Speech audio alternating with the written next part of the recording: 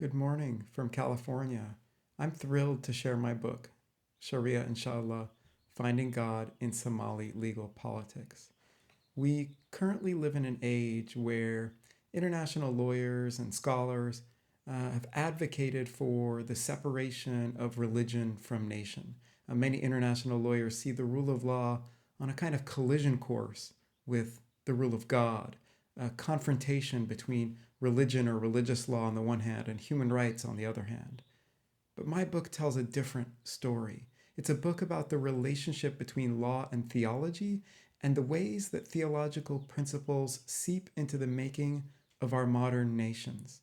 My book focuses on Islamic law, commonly translated Sharia, in Somalia and Somaliland, and the relationship between Sharia and international law. Somalia is an area of the world that Western policymakers have described as a failed or fragile or lawless state. It's a place where international law is seen as a guide for people writing constitutions that respect human rights. International lawyers hope that countries and politicians submit to international law, but what I argue is that a lot of people submit to another higher power, and that is God. To these people, God is so much more important than a constitution or a human rights treaty. Sharia, inshallah, draws on 5 months of ethnographic field work, 142 qualitative interviews, archival research in 4 countries. I also took leave from my position as a professor and studied theology for a year. I knew that if I was going to write about God, I had to learn something about God.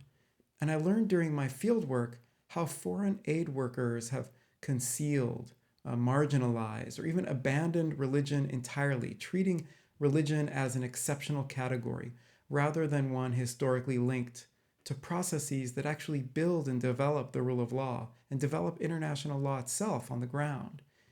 In other words, religion is doing the work today that human rights law ought to be doing. My book has more than 400 pages of examples across 150 years of Somali history, and I'd be happy to share them with you.